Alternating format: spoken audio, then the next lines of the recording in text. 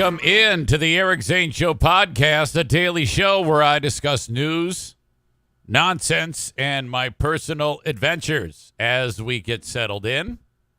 For you folks that are seeing this and hearing it on Facebook, Twitter, and YouTube, you are going to get an abridged version.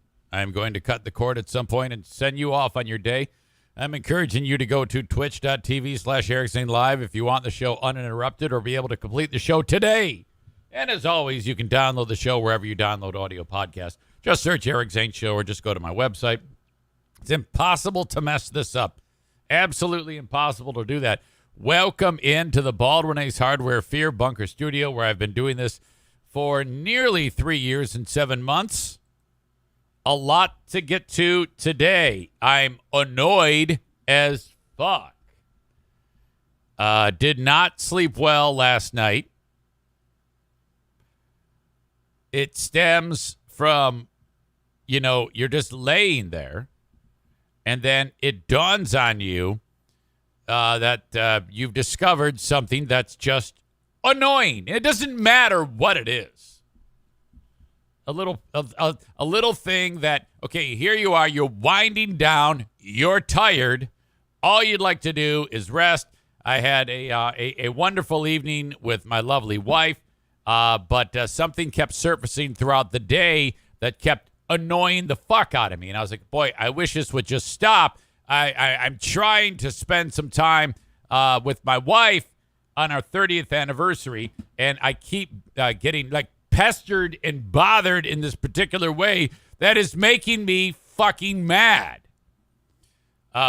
So much so that I wish that I had one of those Glock switches, which I'm going to talk about, with a magazine that has 33 rounds in it, just so I could go. Have you seen those things? There's a story going on right now about a Glock switch. Glock switch is something I'd never heard of until just yesterday. Unbelievable. Hang on. I got to drink this coffee. This is how it's going to be today. Annoyed as fuck. Really, really annoyed.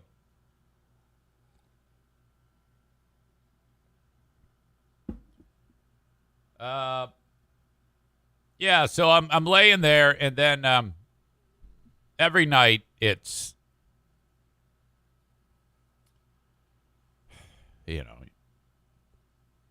read the news, figure out things to talk about for the next day, play a game of Candy Crush, and then I'm looking at the phone, and I see something, and I'm like, what's this? Click on it. I'm like, fuck me.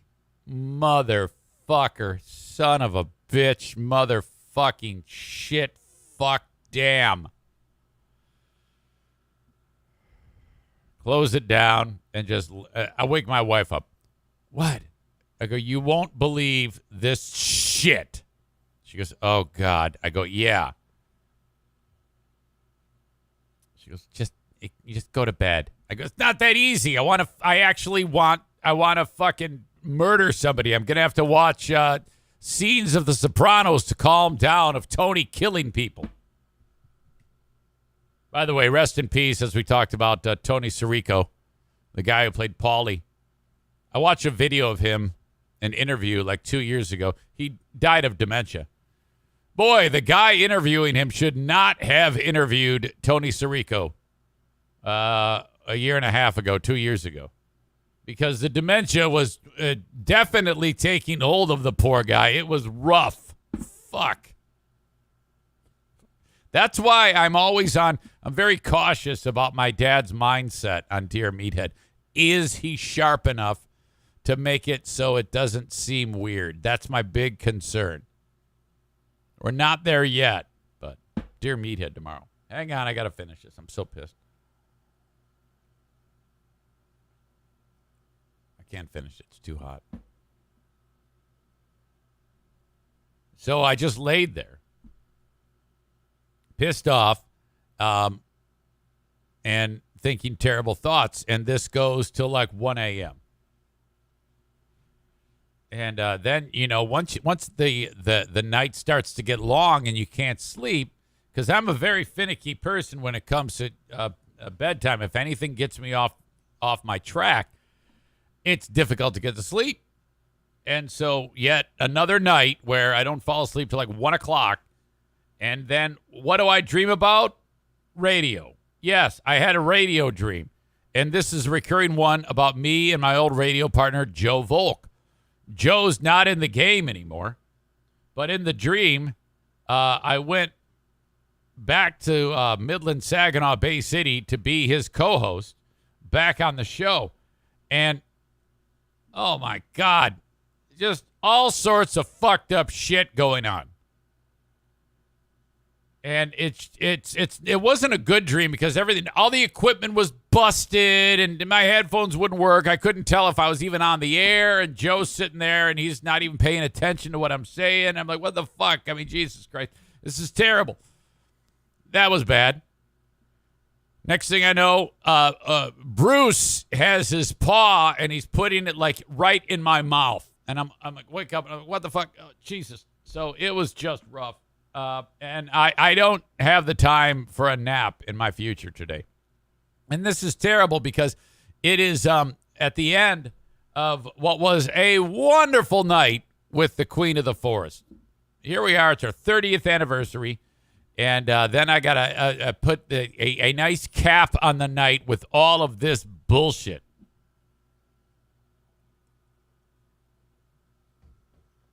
So fucking annoying. So she says, okay, I have 4 restaurants that we can go to for the anniversary. And I go,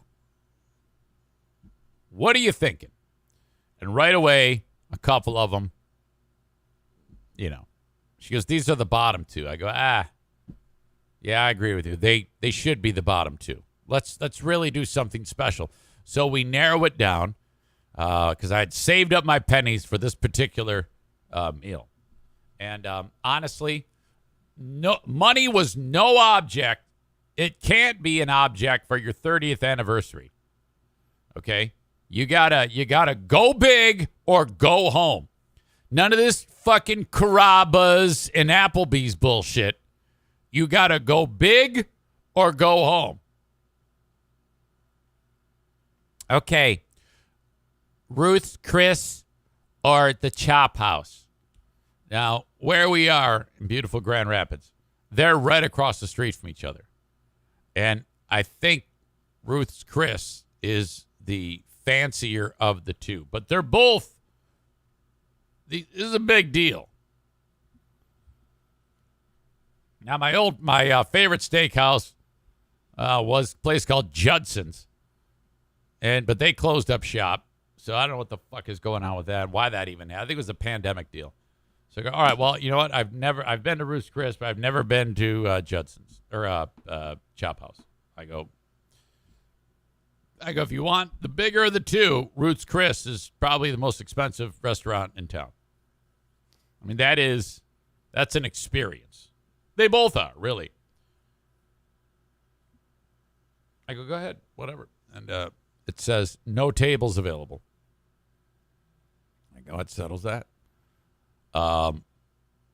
The other place, the Chop House, walk in there though, but this place was fucking sweet. I highly recommend it if you want to spend money like an asshole. Okay.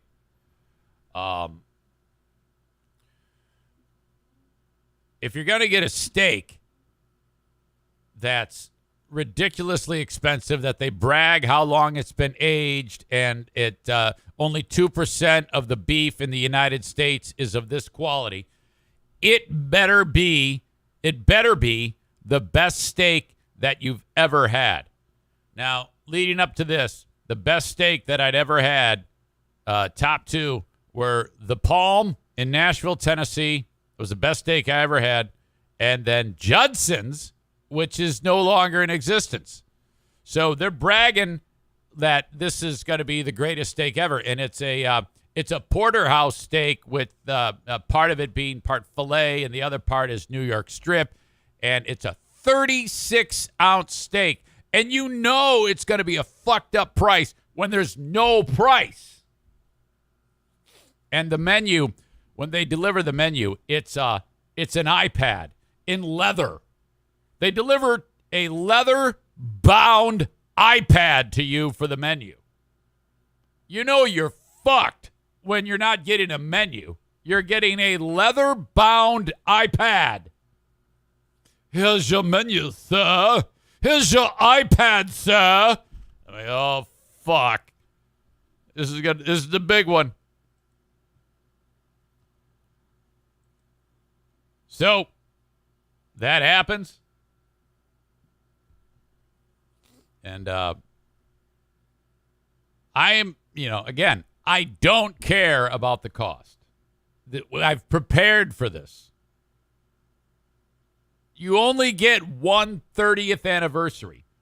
And if your wife says to you, I'm narrowing it down to one of two absolutely ridiculously priced restaurants, if you go, whoa, whoa, whoa, or, you're fucked. You can't do that. You go, yeah. Oh, I was thinking the same thing. It's all yes and. You gotta wrap your mind around that. That's how shitheads like me stay married for 30 years. That's why I said, I am happy with whatever you want. Okay? I am a professional husband. I'm really a great husband.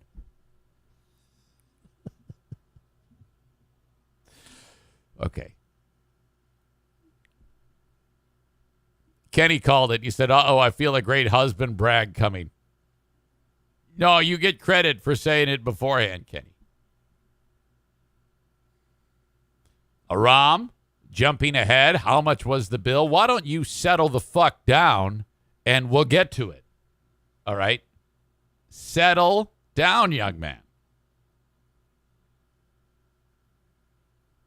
So I've got my leather-bound iPad. And she goes, oh, boy, appetizers. Ooh, boy, scallops. Yeah. And then the guy comes up and he goes, I'd like to tell you about appetizers. Chef prepares the lobster bisque. It takes 4 hours per day to create the lobster bisque. Can I interest you in a bowl of lobster bisque? And I said, I'll take one. Solid choice, sir.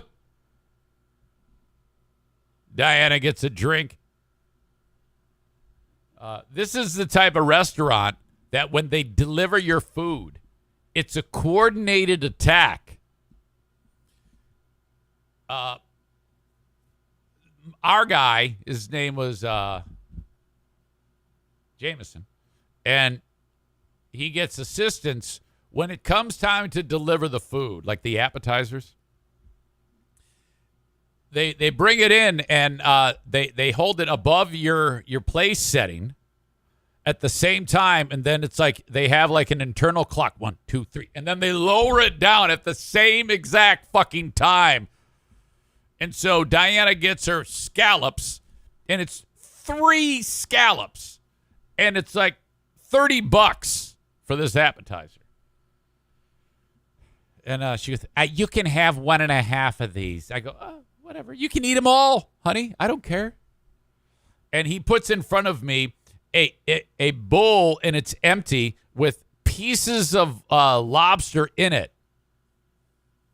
And he goes, look, and I look at it. I'm like, what is it? And he goes, lobster bisque is served tableside, sir. And he has like this metal container, and the soup is in it. And he pours all the soup into the bowl. And it's like, you're pouring milk into a cereal bowl. This is called the Chop House, Kyle. That's where we're at. I go, well, great. He goes, will you be having fresh ground pepper, sir? I go, I would love that, Jameson. And say when, sir. So, okay, that happens. And I got to tell you, this lobster bisque was ridiculous. It's too bad that I am going to make better lobster bisque than the one that the sous chef made because I fell in love with this. It's extra creamy, sir.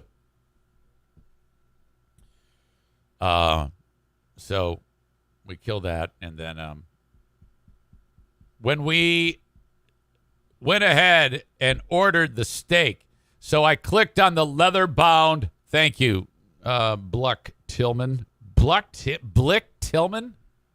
Wait, hold on. I gotta see that name. Buck Tillman. Buck Tillman. I remember. It's Bud Tillman, you asshole. Anyway, I appreciate that. You push the button on the actual porterhouse steak. It's a 36-ounce steak. That's massive, and it's for two. And then I said to Diana, I go, "Do you know how much that steak is?" She goes, "Oh, do you not want me to get it?" I go, No. I don't want you to. I go, No. This is our big day. Get out of the thinking that we can pull back. You eat to your heart's content. You get whatever you want. This is our day. And that steak was $130. She goes, "Oh no, should we not do it?" I go, "Fuck it." I go, every steak on everything here is a New York, a 15-ounce New York strip at this restaurant is $61. 32-ounce steak. Did I say 36? I don't know. I don't know how large it was. It was 35, 36. I think it was 36. I think it was 36-ounce steak. So anyway, $130 for the steak alone. And then everything here is a la carte. It's all family-sized portions. So then you order like the potatoes, and then, it's like another $15 for an order of potatoes. And then, all right. And that's it. We just went at it. It was just fantastic. And then when they serve the steak, it all just gets delivered at once. It was like that scene in the Blues Brothers when Jake and Elwood are at the Chez Paul, and then they're like, all right, order everything, and all the servers are coming over and helping them out and bringing the food. And so that was fantastic. Yes, it was quite expensive, but worth it. And I will say this. It was not the best steak I've ever had. When they deliver it, it's all sliced up for you. You don't have to do anything to cut it. It's all like you can just there's a couple pair of these little mini tongs that you can take your little chunks of steak out and eat them. But I thought it was a great steak. Okay? And I do recommend this. But this was not the best steak I've ever had. In fact, I'm just going to say it.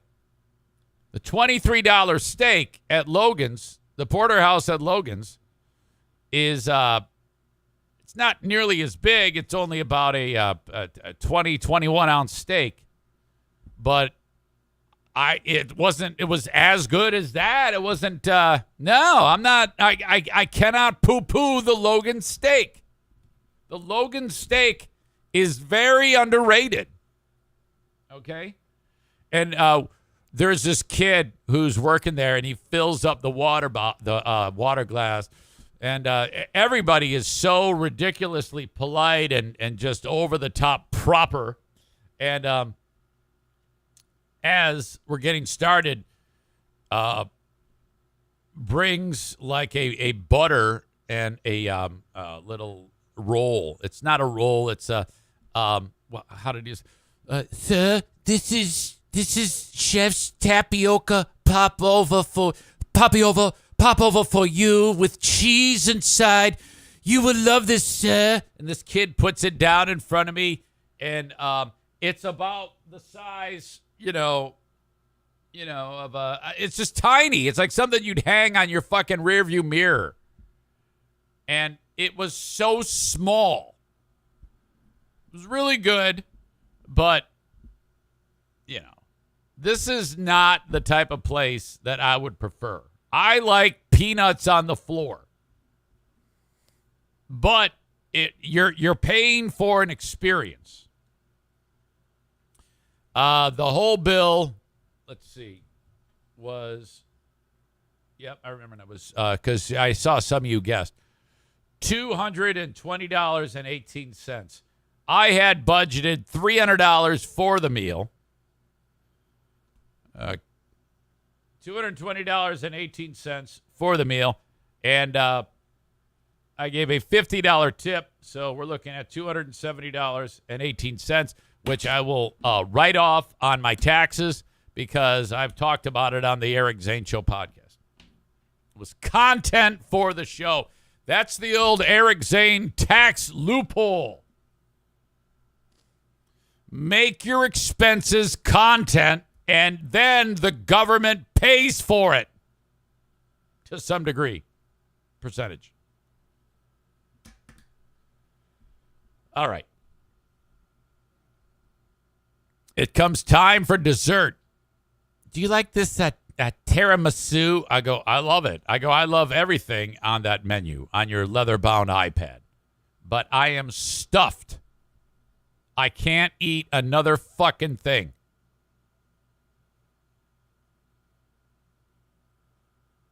I go, let's go and walk it off. And then we'll, and she goes, then we can go to Cold Stone. I go, of course, yeah, I want to go. Yes, of course. So that's the plan. We start walking around downtown Grand Rapids, and it's been a while since I've walked down there, and the homeless are everywhere. Everywhere. And these this beautiful stretch of road called Monroe Center, which that is where all the maniac Black Lives Matter piece of shits stormed through and fucked up everybody's business. That's where Bob Kaiser Kilwin's free ice cream day emerged when all those sons of bitches busted up Bobby's store. Radio voice Linda says, will you buy me dinner sometime? We can talk content. Yes, absolutely. You and Maureen, Diana, and I. You can even bring your imaginary boyfriend. You can bring your boyfriend, Kenny, and Maureen can bring her husband. All right. We're walking along Monroe Center, and I love Monroe Center. It's all these little, it's restaurants and shops, and now it's fucking homeless people. And they're ruining our city. And I guess I wouldn't mind homeless people so much if they weren't so fucking talkative and so bold in their begging. I mean, if a person is sitting there down on their luck, all right, I can live with that. I can understand that you're part of the community. But if you're boldly just busting up to me with your fucking body odor and hey, got $1? Yeah, I do. And I'm not giving it to you, you fucking crackhead. Get out of my fucking face. There were two people on this stretch of road. There's strategically placed trees lining the street. And on each of those trees, believe it or not, there is a small outlet where you can plug in power. These homeless people have made a camp on our streets. And it's a park bench where you could sit if you want to take a couple minutes during your walk while you're doing your thing on the street, you know. And they have made a home out of it. And they created a structure around the bench. They've set up a box and put a computer monitor on it. And they've plugged it in. And they've plugged in, I am not kidding you, the only thing that kept me from taking a picture was the fear that they might fucking attack me. And then they're playing fucking video games. I shit you not. They're playing fucking video games on the street. And I can only guess that their parents have kicked them out because they're fucking losers. And they said, I don't need anything but my fucking video games. They walked out of the house with the fucking video game in one arm, the monitor in the other. They went to that exact spot and plugged it in. Absolute bullshit. You filthy fucking assholes. Go get a job. You walk by, hey, got any money? Yeah, I do, fuckface. So do you. Go sell your GD fucking PlayStation, asshole. I walked over to the comic shop. Want to go shop for comics. I'm not going to buy anything. I just want to see what's up. I love these little shops like that. And, Aram, if you're not going to pay attention, Jesus. I told you that they had plugs right there on the street. You just plugged it in. Why do you got to get bogged down by the fucking details? Tyler says Vault of Midnight. Exactly. I go walking into Vault of Midnight, or I get to the damn door, and they're in there. It's open, and it says open till 8. Now look at the watch or the iPhone. It's 7:59. Fuck me. Turn around, walk back the gauntlet of filthy homeless people. And that was just terrible. Off we go to Cold Stone Creamery, way across town. It's awesome. Have a great time. While I'm there, Ben Glaze. I'm not even going to get into that. I'll get into that later. That was the night. It was great. And then I got home, went to bed. By the time I get there, once I get in bed, I'm instantly annoyed. And fuck, man, did that piss me off. No sleep till Brooklyn. Holy shit. It is hot as hell in the UK right now. I think it's like 12:30, maybe 1 p.m. over there right now. They've already set a record for heat. And everybody's making a massive deal out of this. It's like, it's so hot. Did you see the image of the Queen's Guard? And I'm like, what a fucking catastrophe this is. The Queen's Guard is the guy that stands outside of the palace or whatever, and he's got this long sleeve red coat and the stupid hat. Oh, if it were 10 below zero, this guy would be sweating his balls off.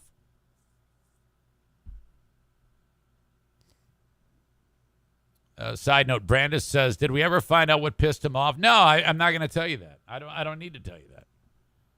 It's a long story that I just care not to get into. You don't want to know. Trust me. You don't want to know what pissed me off. We're moving on. The fact that this poor son of a bitch has to stand out there and wear that, and it's in England. Did you know that 98% of the people in England do not have air conditioning? I guess it's so uncommon to have temperatures like this there that it's like, oh, we don't need it. And fuck, man. They are saying that thousands of people could die in England. Talk about how is it that you're this underprepared?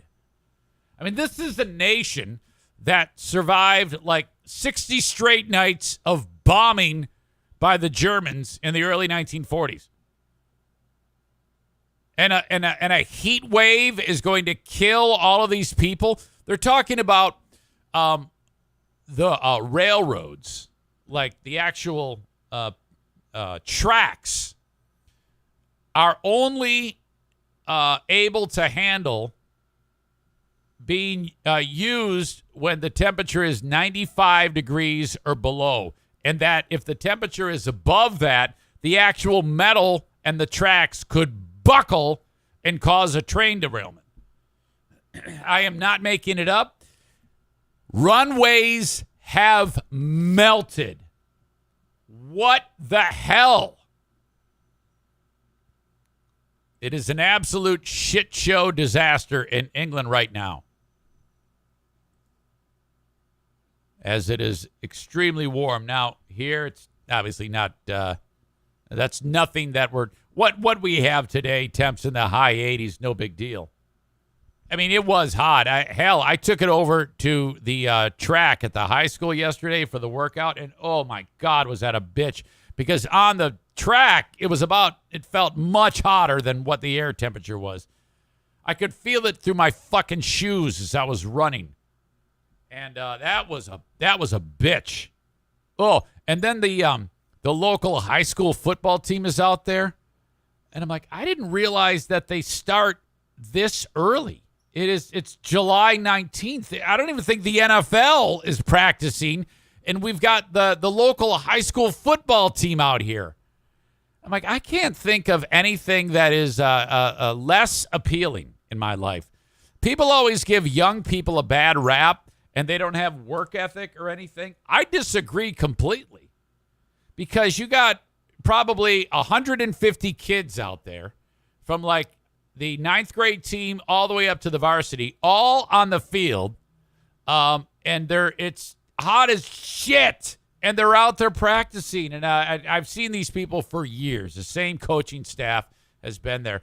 And I'm like, they see me coming, they go, oh, God, he looks like fuck. He's fat as shit this year. And I'm like, hey, coach, how are you? And they're like, hey, good to see you. How you doing? I go, I'm fat, I'm slow, and I'm old. Ain't we all? All right, guys, let's get back after it. Jesus, I don't know how they do that. And these kids, none of them drop. It's fantastic. All right. We are off and running on the Eric Zane Show podcast. So glad that you are here. And if you are watching on Twitch, if you're watching on Facebook, Twitter, and YouTube, I'm about to say goodbye to you now. You must leave me. But if you want to continue the show, okay, you got to go to twitch.tv/Eric Zane Live. Rob says, remember when Eric almost got into a fight with the players years ago? You're getting that very hazy. Your remembering is fuzzy. They weren't players. They were kids playing football, and the fucker threw a football at me. But still, yes, I wanted to kick their ass. Holy shit. All right. Anyway, go to Twitch, twitch.tv/Eric Zane Live. You can get the rest of the show. Also, download the show wherever you download podcasts, Eric Zane Show. If you want the audio podcast, whenever you want. Okay, so for the rest of you, I'm going to say goodbye to you now. I think, in theory, yes,